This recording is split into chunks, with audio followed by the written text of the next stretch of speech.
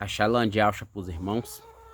Amado, mais uma vez aqui em nome de Alcha Machia, fazer mais um conteúdo aí para os irmãos. Hoje venho falar a respeito de um tema aí, arrebatamento, né? Que o arrebatamento hoje ele é esperança para uns e loucura para outros, né? Mas em breve será glória para uns e perecimento para outros, né? O segundo Tessalonicenses capítulo 2 versículo 10 vai dizer que alguns, né, vão perecer, né? Muitos vão perecer, na verdade. Segundo Tessalonicenses capítulo 2 versículo 10. Hoje eu venho aqui falar um pouco sobre esse assunto, o arrebatamento, né? Esse primeiro arrebatamento. E se der tempo, o vídeo eu vou falar também que existe outro arrebatamento, né? Como o Atalaia já nos trouxe esses entendimentos. Algumas coisas que eu vou estar pegando aqui para passar para os amados é até mesmo assunto que o Atalaia já trouxe, entendimento que o Atalaia já trouxe, né? Eu só estou dando uma ajudinha, regando, né? Regando, como a palavra diz em 1 Coríntios capítulo 3 versículo 6, né? Eu plantei, Apolo regou, mas é quem dá o crescimento. Então eu estou aqui regando, né? Para os irmãos que ainda não ouviram, que não foram alcançados. Então eu espero que esse conteúdo possa alcançar mais irmãos, em nome de Yahshua Mashiach. Vamos começar pelo livro de Lucas capítulo 17, do versículo 20 ao 37. Eu já vou começar já fazendo, trazendo entendimento para o vídeo, para procurar o vídeo não ficar longo, né? E eu já quero trazer para os amados umas corrupção que eu já encontrei aqui nesse trecho. Os amados, eu vou passar aqui para os amados e vocês vão entender o que eu estou falando. De passagens aqui que não faz o mínimo sentido, né? Que é para trazer fermento, né? É fermento. Então vamos lá. O primeiro fermento vai estar no versículo 21, né? Versículo 21, aonde diz assim, ó: nem dirão ei-lo aqui ou ei-lo ali. Essa parte aqui já não faz sentido. Essa parte já não faz sentido desse versículo. A outra parte que não faz sentido está no versículo 22. Diz assim, ó: e disse aos discípulos. Essa parte aqui também não vai fazer sentido. Na leitura os irmãos vão entender. O versículo 34, ele não faz sentido algum aqui dentro. E o versículo 36, ele também não faz sentido. Então esses trechos e esses versículos eu já vou estar passando por cima, né? Já vou estar lançando fora, que é para que não tenha, que é para a leitura, o entendimento ficar transparente, né? Então vamos lá. Versículo 20, então. Lucas capítulo 17, do versículo 20 ao 37. Versículo 20 diz assim: interrogado pelos fariseus sobre quando havia de vir o reino de Iau, respondeu-lhes e disse: o reino de Iau não vem com aparência exterior ou extraordinária. Essa seria a melhor tradução. Mas por que Yahshua disse isso? Que o reino de Iau ele não vinha com essa aparência exterior ou extraordinária, porque para os judeus, os ialdins da época, eles esperavam um rei que viesse guerrear, né, que viesse batalhar, defender Israel dos romanos, né? Eles esperavam um rei assim como o rei Davi, um homem de guerra, né? E não era assim. Não era assim que o reino de Iau iria vir, né? Como o próprio Yahshua fala, que o reino de Iau não vem com aparência exterior, extraordinária. Veria simples, humilde, né? E em Isaías e Chaial, no capítulo 53, versículo 2, diz assim, ó: porque foi subindo como renovo perante eles, e como raiz de uma terra seca, não tinha parecer nem formosura, nem formosura. E olhando nós para ele, nenhuma beleza víamos para o desejarmos. Então aqui foi como o reino de Al veio, né? Nessa aparência simples, né? E eles não desejaram, eles não quiseram esse rei, esse reino, né? Então, porque eles esperam, até hoje eles esperam um líder, um rei que vai vir guerreando, né? Guerreando contra os inimigos de Israel. E não é assim que a palavra nos diz, né? Nos ensina que o reino de Al ele vem humilde, ele vem simples, né? Não com essa aparência exterior ou extraordinária que até hoje os Ialdins estão esperando. Louvado seja Yahweh. Vamos lá para o versículo 21.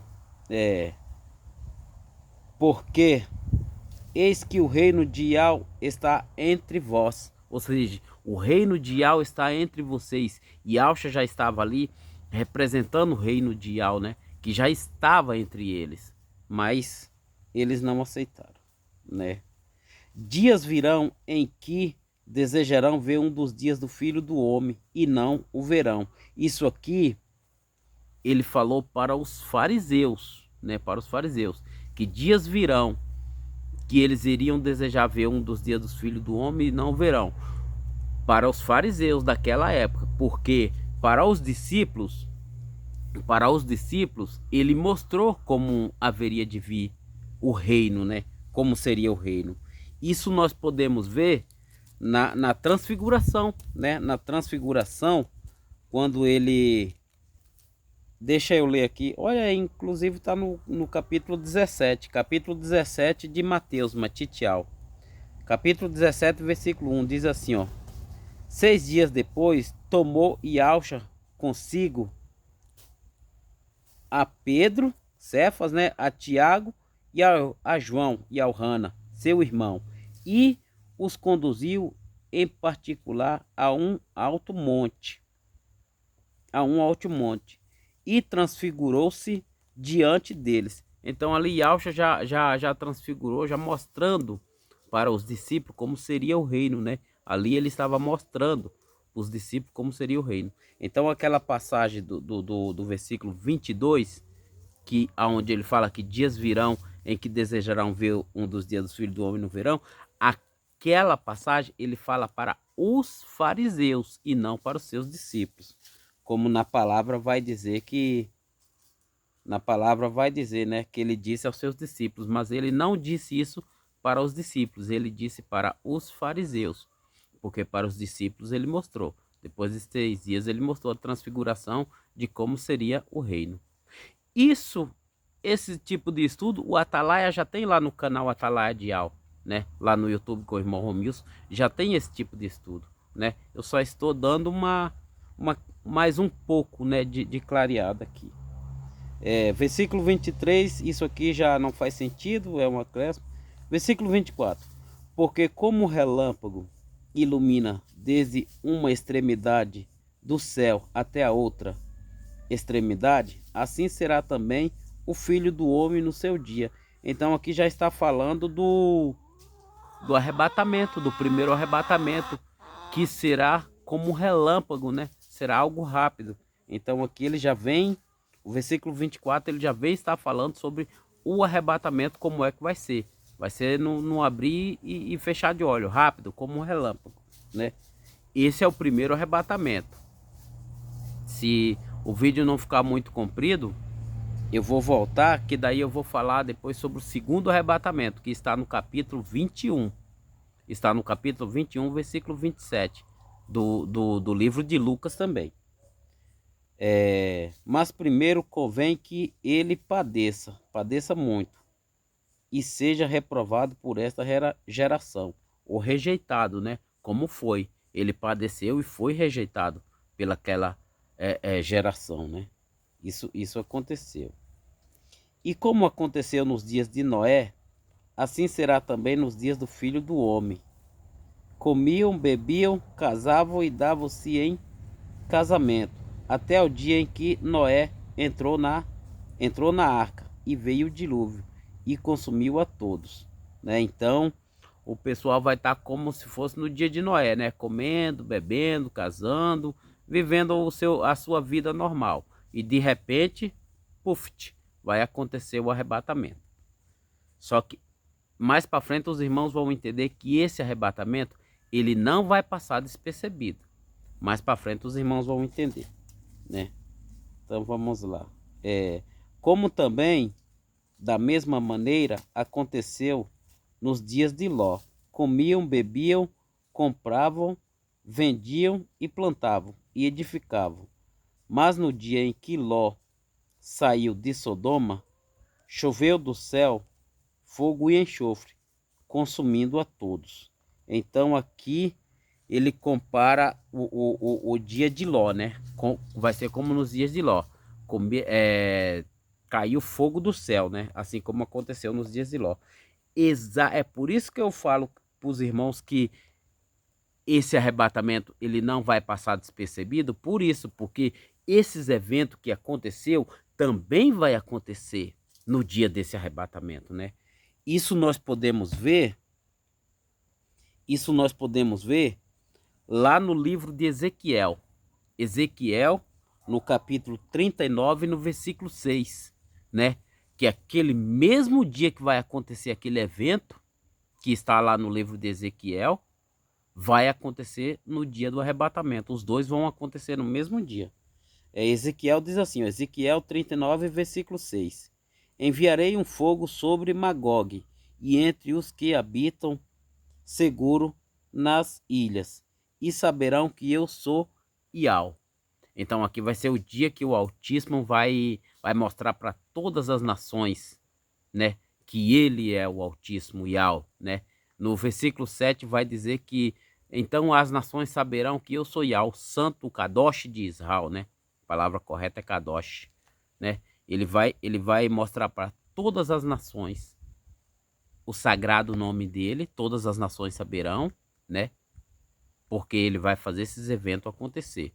Vai tirar esses ialdins, esses remanescentes, e vai fazer chover. Então, por isso que eu digo que esse arrebatamento, ele não passará despercebido.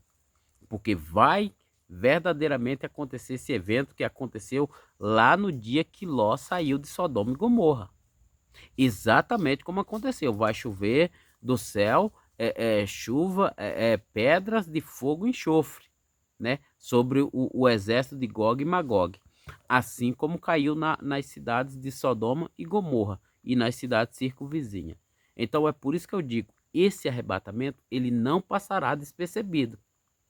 O arrebatamento será como um relâmpago, mas os eventos vai estar acontecendo na terra, né? Vai estar acontecendo na terra. Essa chuva de meteorito aí, de pedra de fogo e enxofre, vai acontecer no mesmo dia do arrebatamento. Então, para o mundo que ainda não entendeu essa questão desse primeiro arrebatamento, tem que ficar ligado, tem que ficar de olho na guerra que vai acontecer de Israel com esse país que vai estar invadindo ele. Tudo indica aí 99% ou mais que é a Rússia, que vai invadir Israel. O Atalaia já trouxe estudo aí que o país que vai guerrear, que vai encabeçar essa guerra de Gog e Magog é a Rússia, né? O príncipe de Rós, príncipe da Rússia, né? Então, tudo indica que vai ser isso. 99,9% ou mais, quase 100%. 100% não é ainda, né? Porque não aconteceu. Mas tudo indica que vai ser a Rússia que vai liderar essa guerra de Gog e Magog, né? Que vai estar liderando aí. E aí vai o Eterno, ele vai fazer chover pedras de fogo e enxofre sobre o exército de Gog e Magog, né? Que é a Rússia ali com outros países que vão cercar Israel, né? Então o Eterno vai defender a nação Kadoshim, né? A terra sagrada, ele vai defender.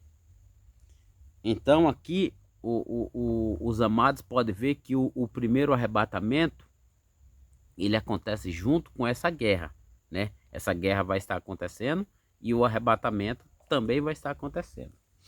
Para os que ficarem, aí vão ver esses eventos, né? Esses eventos acontecer. E aí as nações saberão que Yahweh dos exércitos é o nome do Altíssimo, é o Todo-Poderoso. Isso está registrado no versículo 7 do capítulo 39 de Ezequiel, né? Que as nações saberão que eu sou Yahweh, o Kadosh de Israel. Nesse dia, ele vai estar se revelando para o mundo inteiro. O mundo inteiro. E as nações saberão que eu sou Yahweh, o Kadosh de Israel, né? Vai ser tremendo. Vai ser tremendo. Mas no dia que Ló saiu, tá? Esse aqui foi. Ezequiel foi. Tá. Assim será também no dia do Filho do Homem. Isso, no dia que aconteceu o fogo de enxofre. Naquele dia, quem estiver no telhado, tendo os seus utensílios em casa, não desça a tomá-los. E da mesma sorte, o que estiver no campo, não volte para trás. Lembrai-vos da mulher de Ló, né? Lembrai-vos da mulher de Ló. Isso aqui quer dizer que não deve estar apegado a bens materiais, a coisas terrenas. Que nós não devemos estar presos às coisas terrenas, né? Quem estiver no telhado, no campo, não volte atrás. Ou seja, não esteja apegado a bens materiais, às coisas terrenas, né? Porque a mulher de Ló, ela estava apegada às coisas materiais e não se salvou, né? Não se salvou por ter olhado para trás, por estar preso às coisas materiais, né? Qualquer que procurar salvar a sua vida, perdê-la-á, e qualquer que perder por amor de mim, salvá-la-á. Isso aqui, amados, isso aqui vai ser isso mesmo, pessoas que vai estar presa a coisas terrenas, né? A bens materiais. Por que que vai perder a sua vida? Aquele que procurar salvar a sua vida, perdê-la. Porque quando acontecer esse primeiro arrebatamento, então vai vir a marca da besta. Depois que acontecer esse evento, vai vir a marca da besta. As pessoas que tiver apegada com as coisas terrenas, a pessoa que não for espiritual, ela vai aceitar a marca da besta.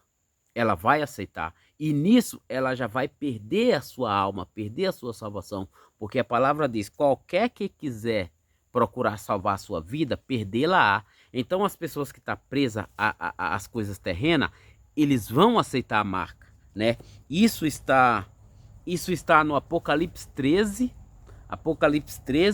do versículo 17 e 18. Eu vou estar lendo aqui para os amados, que é para vocês entenderem por que que as pessoas vão perder a sua vida, a sua alma. Por que que eles vão perder? Porque eles vão estar presos a bens materiais, e vai acabar cedendo, vai acabar aceitando essa marca. Então, automaticamente, ao aceitar essa marca, vai estar perdendo a sua vida da alma. Porque todo aquele que aceitar a marca, ele vai perder a sua salvação, né? Apocalipse 13. Vou pegar do versículo 16 ao 17. Isso aqui vai ser o antimachia, porque depois que aconteceu o arrebatamento, ele vai se revelar ao mundo. E faz que a todos, pequenos e grandes, ricos e pobres, livres e servos, escravos, né? Lhe seja posto um sinal na mão direita ou na testa, para que ninguém possa comprar ou vender, senão aquele que tiver o sinal ou o nome da besta, ou o número do seu nome. Então, a marca da besta, ela vai ser o número do seu nome, né? O que acontece? Por que que as pessoas vão perder? Aquele que procurar tentar salvar a sua vida, perdê-la, né? A conexão do versículo 33 do capítulo 17 de Lucas, ele vai fazer a conexão, o encaixe com com o capítulo 13, versículo 16 e 17 de Apocalipse, né? Esse versículo 33, ele vai estar fazendo essa conexão. Então, as pessoas que estão presas às coisas materiais, eles vão acabar aceitando essa marca, né? Porque a palavra diz que aquele que não aceitar não poderá comprar, vender, trabalhar, não poderá fazer nada se não tiver a marca da besta. Então é por isso que aquele que tentar salvar a sua vida, perder-la, né? Porque todo aquele que aceitar a marca, ele vai perder a sua salvação. Ele vai perder a salvação da alma, né? E as pessoas que estão presas às coisas terrenas, bens materiais, né? As coisas terrenas, vai aceitar essa marca. Então, automaticamente, vai estar perdendo a salvação da sua alma, da sua vida. Agora, aquele que perder, né? Aquele que perder a sua vida por amor a Yahshua, esse salvar-la, porque vai haver ressurreição para essas pessoas que perder a sua vida da carne aqui, a sua vida terrena, né? Esse vai salvar a sua alma, né? Esse não vai perecer no lago de fogo e enxofre. Mas para aquele que aceitar a marca da besta, esse vai perder a sua alma, a sua salvação, né? Louvado seja Yahweh. Continuar. Duas estarão juntas moendo, uma será tomada e a outra será deixada. Isso aqui, esse versículo 35, ele está falando de duas igrejas, duas congregações que estão coexistindo junto, na mesma era. Ou seja, aqui está falando da igreja de Filadélfia e a igreja de Laodiceia, que são as duas últimas igrejas, congregação, esse é o nome mais correto, que está escrito no capítulo 3 de Apocalipse, do versículo 7 ao 22. Eu não vou ler para o conteúdo não ficar extenso, mas é só vocês lerem. Do versículo 7 ao 22, vai estar falando dessas duas igrejas, dessas duas congregações, né, que estão coexistindo junto, né? Porque hoje está os Ialdins anunciando a mensagem do reino, e Laodiceia também, o sistema religioso, todo o sistema religioso aí, eles também estão anunciando o evangelho, né? Tá certo que eles estão anunciando o evangelho corrompido, mas a palavra diz aqui, ó, duas estarão juntas moendo. O que é moendo? Anunciando o evangelho. Esse significa esse moendo. Uma será tomada, Filadélfia será arrebatada, e a outra será deixada, Laodiceia, porque só vai subir aqueles que estão invocando o nome de Ial e Yahshua. E quem está fazendo isso é Filadélfia. Laodiceia, ela está presa aos ídolos de Roma, né? Está preso aos ídolos de Roma, que é Deus, Zeus, Senhor Baal, Jesus, o Jesus porco, né? Então, Laodiceia, todo esse sistema religioso, catolicismo, cristianismo, todo sistema religioso, ele está preso à idolatria, né? E só quem está puro, só quem está se purificando, para ser mais correto, quem está se purificando é a congregação de Filadélfia. Então, quando aqui fala duas estarão juntas moendo, duas congregações estão juntas anunciando o evangelho, a mensagem, né? Filadélfia e Laodiceia. Uma será tomada, né? Filadélfia será tomada, será arrebatada, e a outra será deixada. Cristianismo, catolicismo, todo sistema religioso será deixado, né? Louvado seja Yahweh. E respondendo, disse-me,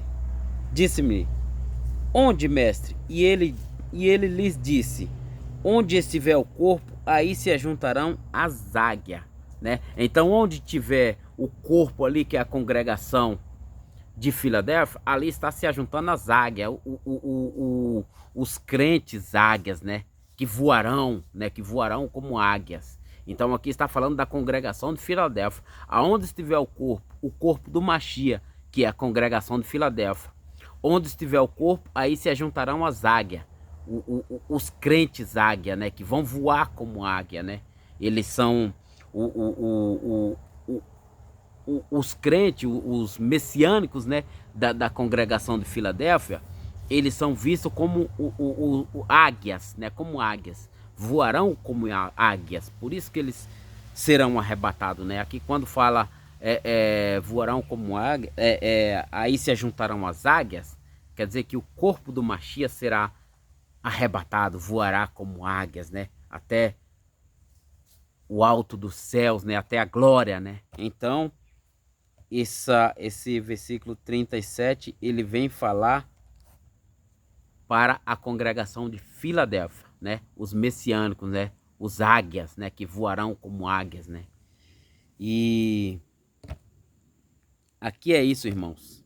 Eu deixo aqui essa palavra, essa contribuição para os amados irmãos.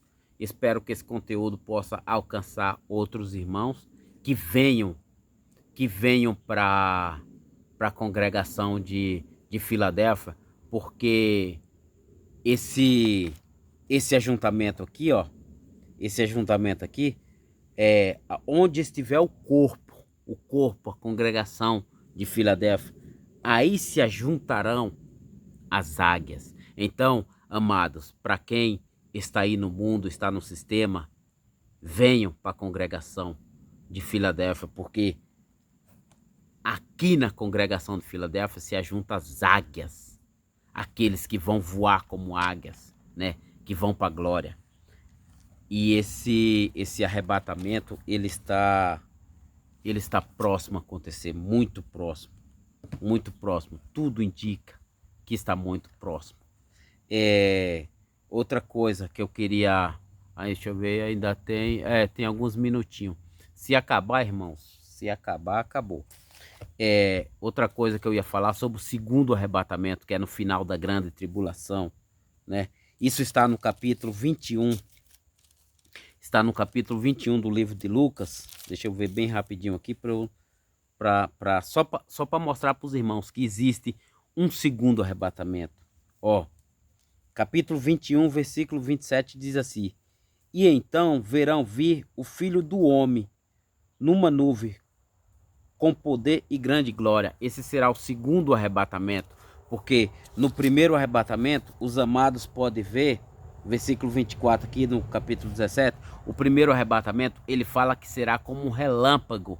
Então aqui está falando de dois arrebatamentos. O primeiro será como um relâmpago, algo rápido, né, para esse grupo águias, né, esse corpo, né, a congregação de Filadélfia. Então para a congregação de Filadélfia, para a congregação, deu um trava-língua aqui, para a congregação de Filadélfia, o arrebatamento será como relâmpago, mas para a congregação de Laodiceia, no final da grande tribulação, será, todo olho verá o Filho do Homem descer nas nuvens, né, com poder e grande glória. Então, essa questão de dois arrebatamentos não tem nem o que ser discutida, porque a própria palavra, ela já está aqui mostrando nitidamente que existe dois arrebatamentos. Um será como um relâmpago, algo rápido. O outro, todo olho verá o Filho do Homem descer nas nuvens com poder e grande glória. Então, amados, não existe dúvida que existe dois arrebatamentos. Um antes da tribulação e um no final, na grande tribulação. Esse da grande tribulação será para os que estão dentro de Laodiceia, que é todo o cristianismo, catolicismo, tudo quanto é sistema religioso. O restante do mundo, né? Acontecerá esse segundo arrebatamento. Fica aqui a minha contribuição, espero que possa alcançar muitos. Meditem nas escrituras, porque isso aqui, as escrituras, elas são guia, elas são guia para nós, né? Meditem nas escrituras. Shalom de Alcha. Até a próxima, se assim e ao permitir, se assim o Altíssimo permitir, e ao dos exércitos. Esse é o nome do Altíssimo, do Eterno. Shalom de Alcha para os irmãos.